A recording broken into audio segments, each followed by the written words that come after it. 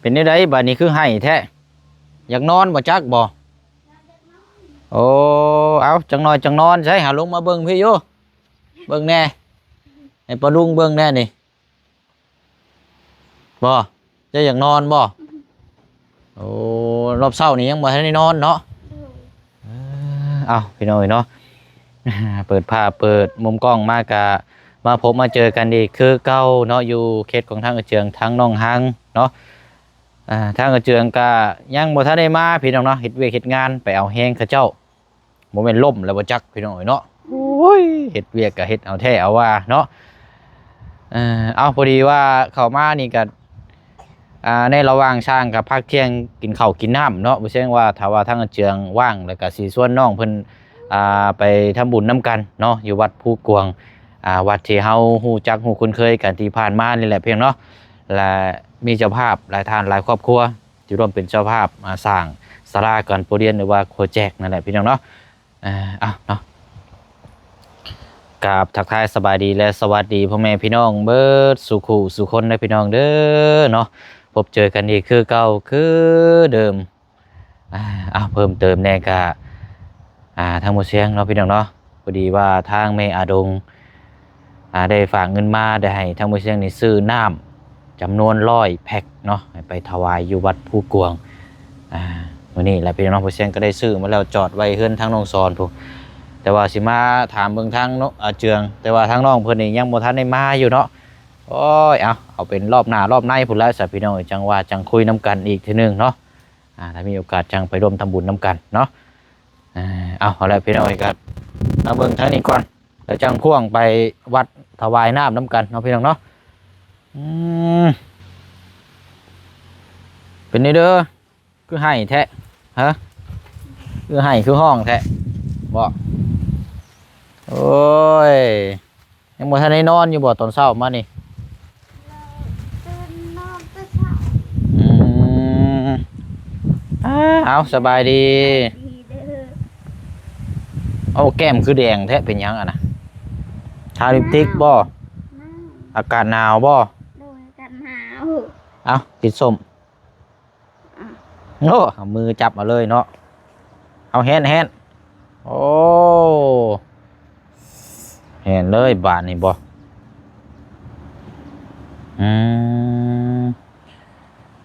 เนาะเรากินข้าวอยู่พุ่นเลยบ่เจืองกินข้าวอยู่พุ่นเลยเอาทางนี้ก็สงักไว้ก่อนพี่น้องเนาะทางสร้างเพิ่นก็อาจจะได้เทพื้นให้พื้นมันแห้งก่อนมาปรับนำกันอีกทีนึงอันนี้ก็เวียกกินข้าวกินน้ำก็โตเราเบ่งขึ้นได้นี่เนาะพลักมั้ยกินข้าวกับมีกินข้าวกับมีบ่โอ้ยพอจังว่าบวมแล้วซะนี่เจอสายเส้นเข้าไปนี่บวมด้วยแหละหน้าตานี่แต่ว่าเราก็กินนมน้ำในหั่นแหละเนาะบวกกับกินลายแน่ก็ตาก็เบ่งน้ำใช้แกะให้ลูกอยู่แกะให้เราแห่นอยู่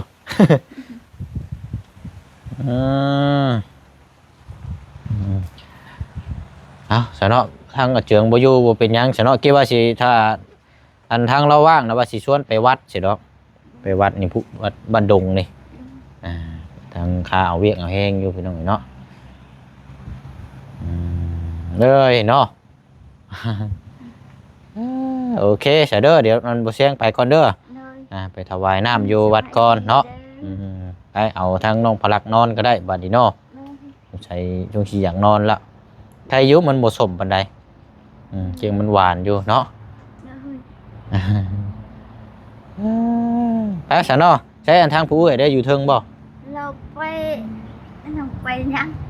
หากินบ่ไปน้องเชียงไปใช้เกาะต้องไปยังเหรอเอาแล้วบ้านนี่น้องไปใส่กระโบหู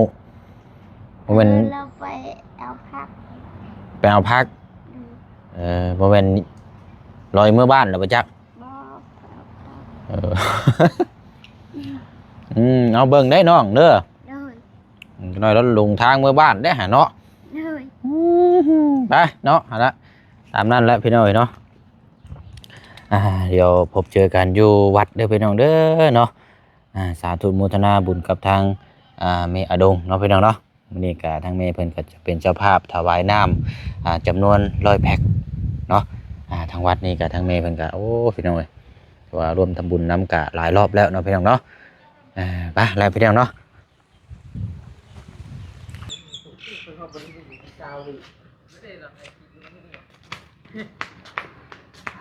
ตอนนี้มาฮอด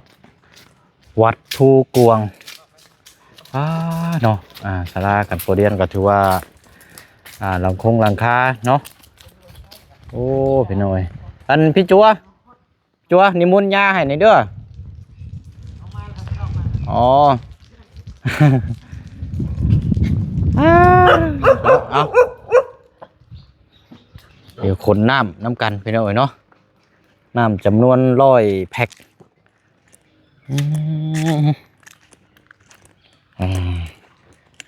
ว่าไง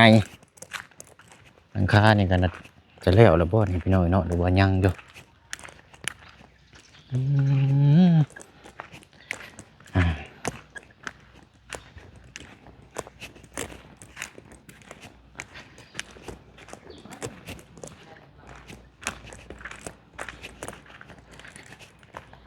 เดี๋ยว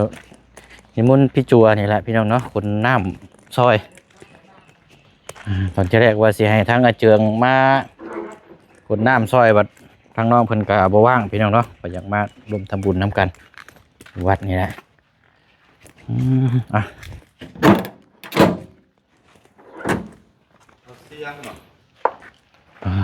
เทศกาลเนาะยาเนาะจำนวนน้ำ100แพ็คมีแต่น้ำ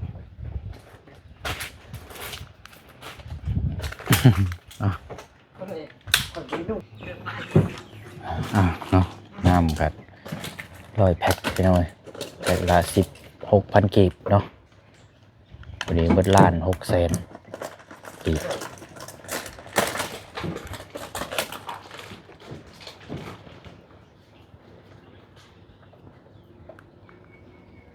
ลงต่ำๆแล้วใครอยู่ทั้งจัวเพิ่นปลายพี่น้องเนาะซอยกันทางนั้นขนน้ำเดี๋ยวไว้อยู่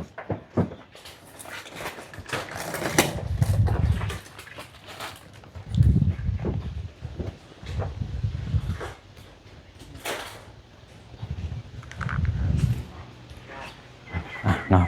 ไปเทิงก่อน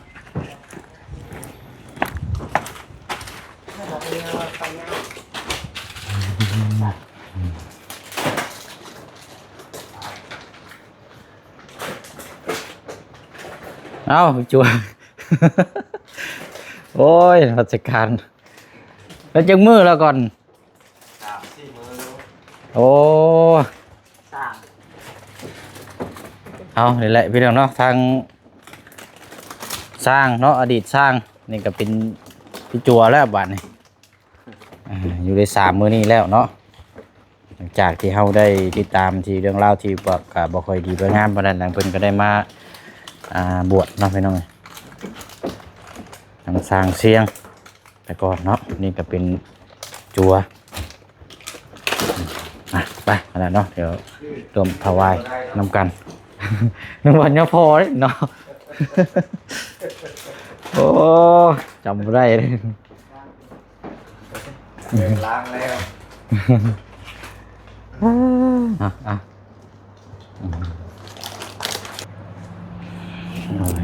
เนาะถวายน้ำกันพี่น้อง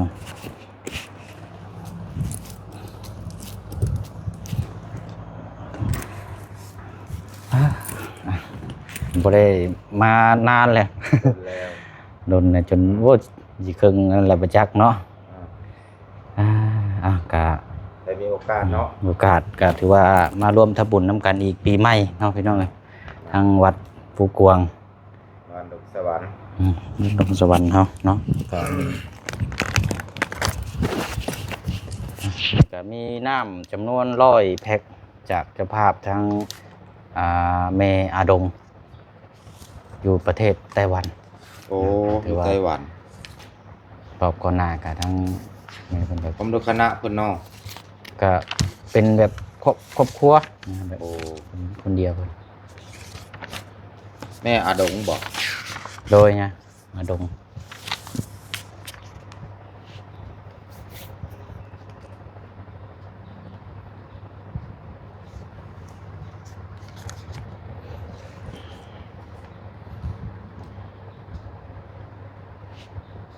เพิ่นอยู่ไต้หวันเนาะ อยู่ประเทศไต้หวัน ประเทศไต้หวันเนาะ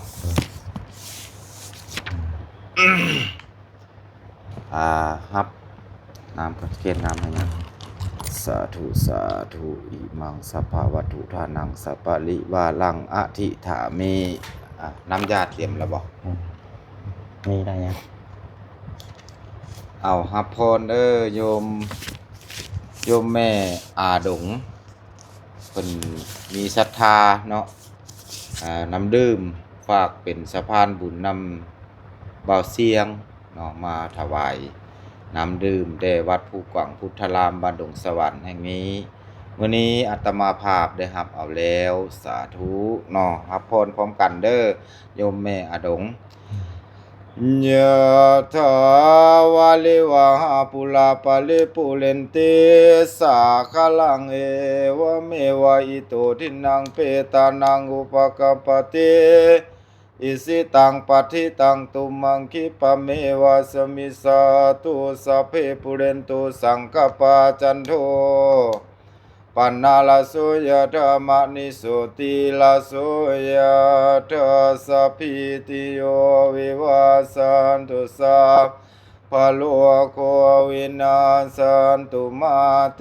ภวัตวันตาลายโยสุขีติคายุโกภวะอภิวาทนาสีเลสเนจังวุฒทาปัญจญิโนจัตตาโลธรรมวัฏันติอายุวันโนสุขังภาลังญาตินามาทาสิเมกาสิเมยติเมตาสักขะจะเมเปตานังดาคินังกัจจาบุเพกตามนุสลังนาหิลุนังวาสุโกวัญญาวัญญาปาลิเทวานานาตังเปตานามัทธญาเอวังติทันติญาตาโยยัญจะโคราคินาทินนาสังฆเมสุปฏิทิตาธิคาลตังอิตายาสัทธานาสุปกัมปติสุยติธัมโมจาอาญาณิทัจจิโตเปตานาบุสาจักตาอุลลาภลัญจพิคุณังมานุปาทินังตุมเหปุญญังปาสุตังอนาปากันติสาธุสาธุอนุโมทนาบุญนำเด้อโยมแม่อาดงจากประเทศไต้หวันพร้อมโดยครอบครัวที่มีจิตใจใส่ศรัทธาเนาะมา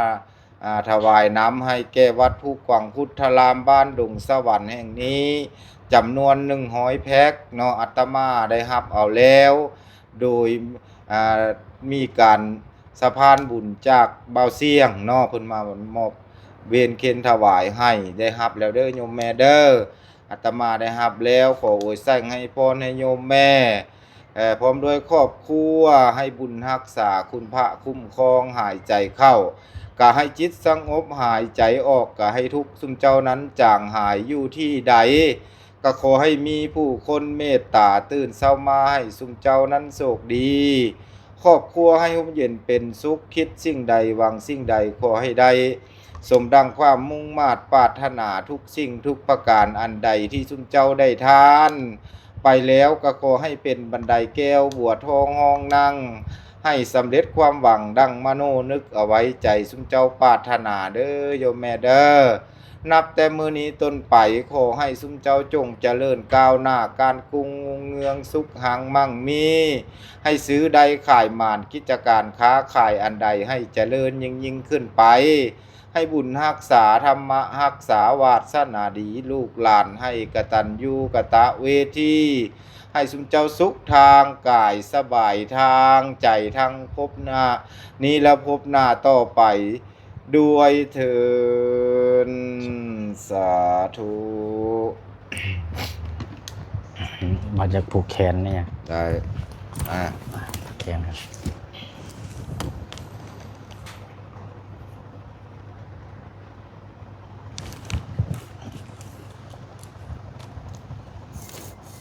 สาธุสาธุสมุหานัญญะสมุหานาติสมุหคาโตสีหคาตังพันธเมมะยังสมุหทิตาโพเอวังเอหินะเคลื่อนโมถอนพุทธคอนพาเคลื่อนยะเลื่อนลุดออกไปนะเมตตาโมกะลุนาพุทธปานีทายินดียะเอ็นดูอิติปิโสภคะวานะโมพุทธายะนะเมตตาโมกะลุนาพุทธปานีทายินดียะเอ็นดูอิติปิโสภคะวานะโมพุทธายะนะโมพุทธายะสัจจังสัจจะอธิฐามิสัจจังสัจจะอธิฐามิ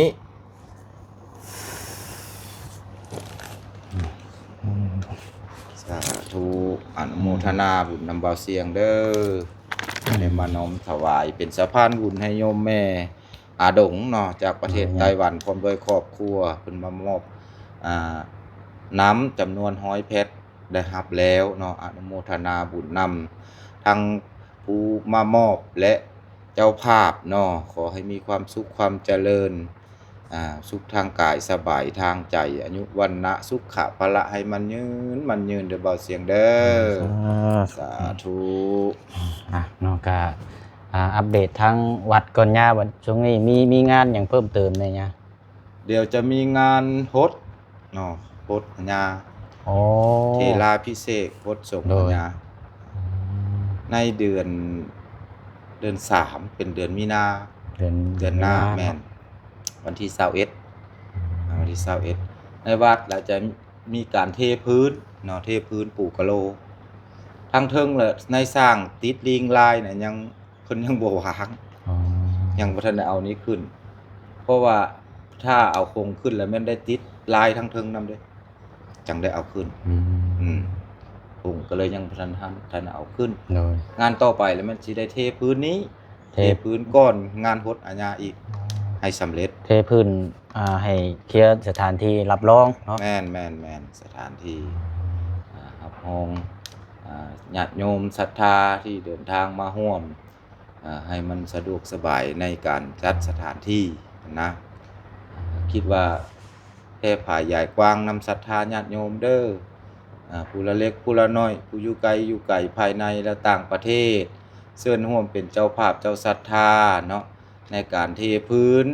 ศาลาโฮงธรรมหอแจกหลังใหม่อยู่ที่วัดภูกวังพุทธารามบ้านดุงสวรรค์แห่งนี้และจะมีงานเนาะเทลาพิเศษกคดสงฆ์เนาะเจ้าอาวาสหรืออาตมาเอง2องค์เนาะองค์นึงเรียนจบอยู่สวรรค์เพิ่นก็ต้อนรับเพิ่นมาเพิ่นไปเรียนจบก็เลยได้คดสงฆ์เลย2องค์พร้อมกันเนาะเชิญเด้อศรัทธาญาติโยมเป็นเจ้าภาพเจ้าศรัทธานำกันเดี๋ยวนี้ต้องการเจ้าภาพเนาะต้องการเจ้าภาพกองบุญแล้วก็รับเงินรับคำเนาะเป็นรับเงินรับคำให้ต้องการญาติโยมที่มีจิตใจใส่ศรัทธาเนาะจะร่วมเป็นเจ้าภาพหรือจองเป็นเจ้าภาพในกองฮดเทลาพิเศษกฮดส่งพ่อแม่ครูบาอาจารย์ก็เชิญได้เนาะญาติโยมเด้อผู้อยู่ไกลผู้ใจบุญทุกท่านเนาะให้เป็นบุญเป็นกุศลนำกันเนาะเอาบุญนำกันคนลาวชาวพุทธเฮาไปอยู่ไสภายในต่างประเทศเนาะถ้าเห็นคลิปนี้แล้วแผ่ผายใหญ่กว้างเด้อบอกบุญบอกกุศลนำญาตินำโยมทุกท่านทุกคนเนาะร่วมเป็นเจ้าภาพเจ้าศรัทธาร่วมกันเด้อเบาเสียงฝากนำเบาเสียงนำเป็นสะพานบุญให้เนาะอนุโมทนานำเพิ่นก็มาหลายเทื่อแล้วเบาเสียงเนาะเดี๋ยวสิแจ้งทางทีมงานเพิ่มเติมนำอีกสาธุเนาะเทพื้นนี่ถ้าแบบเป็นวัตถุนี่ก็ได้คือกันเนาะยาเนาะแม่นเป็นปูนซีมังหินทรายได้เบิดโอ้สาธุเนาะเดี๋ยวเฮาไปเบิ่งสถานที่นำกันเนาะเผื่อมีพี่น้องเพิ่นอยากเป็นเจ้าภาพเป็นวัตถุหรือว่าทรายเนาะคนซอยกันนั่นแหละพี่น้องเนาะแม่นไปเส้นเบาเสียงเดี๋ยวมาสักการยากกันเนาะไปเบิ่งนำกันถูกเนาะไป วันนี้เนาะหลายชั้นหลาย ก็ตอนนี้เนาะนี่เนาะ แม่น พี่น้องเอ้ยเอาเนาะจะจุดนี้มันบ่ยะ แม่นจะได้เทสถานที่เพื่อจะจัดเตรียมใช้งานเทลาพิเศษเนาะให้ท่านแต่เทลานดานทำเนาะจะปูพื้นแล้วก็ปูกะโหลที่ละศาลาลานธรรมหลังนี้ก็เชิญชวนเด้อญาติโยมศรัทธาพ่อแม่ญาติโยมท่านผู้ใจบุญทุกท่านเนาะอยู่ไกลอยู่ไกลทั้งภายในและต่างประเทศเนาะเชิญชวนเป็นเจ้าภาพเจ้าศรัทธาอุปกรณ์คือปูนซีมังเป็นหินเป็นทรายเนาะเชิญชวนญาติโยมร่วมเป็นเจ้าภาพเจ้าศรัทธาปูพื้นศาลาลานธรรมนำกันเด้อญาติโยมเด้อคาดว่าจะใช้มูลค่าอยู่กับหลายอยู่เนาะ โอ้หลายได้งาน เป็นมูลค่าหลายเติบ เนาะ อยู่ ดังนั้นแผ่ผ่าใหญ่กว้างนำเด้อญาติโยมผมเป็นเจ้าภาพเจ้าศรัทธาผู้ละเล็กผู้ละน้อยเนาะผมเป็นเจ้าภาพนำกันเอาบุญนำกันญาติโยมบ่าวเสียงเนาะเพิ่นก็มาซอยหลายตั้งแต่พุ่นละหลังคาพุ่นละลงมาเนาะเพิ่นก็ซอยทั้งหลังคาทั้งกระเบื้องก็อนุโมทนาบุญนำที่เพิ่นไปแผ่ผ่าใหญ่กว้างเป็นสะพานบุญให้อาตมาเนาะสั่งว่าเป็นญาติพี่น้องกันเนาะเอาบุญนำกันเนาะเกิดมาร่วมศาสนาเดียวกันเนาะมาพบมาพ้อกันก็ถือว่าเป็นบุญวาสนาโยมแม่คุณพ่อคือกันเนาะไปทำงานอยู่ทางภายในหรือต่างประเทศเนาะถ้าเห็นคลิปนี้แล้วเนาะอยากโมทนาร่วมกินร่วมทานร่วมสร้างร่วมสร้างก็เชิญชวนเด้อญาติโยมเด้อมาเป็นเจ้าภาพเป็นเจ้าศรัทธานำกันเอาบุญนำกันผู้ละเล็กผู้ละน้อยเนาะ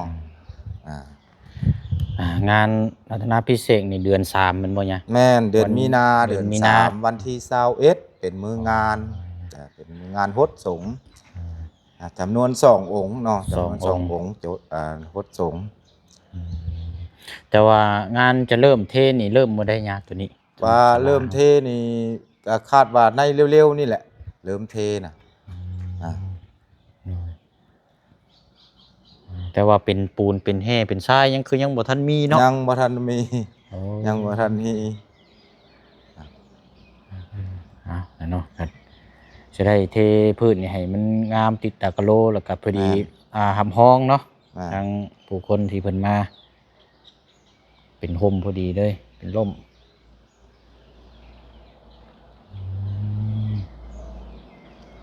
สันเดียวทางขาน้อยสิแพทางพี่น้อง FC เพิ่มเติมนำอีกเนาะญาเด้อ สาธุอนุโมทนาบุญนำเด้อบ่เสียงเด้อ มาสักการญาเด้อมนต์ญาเพิ่น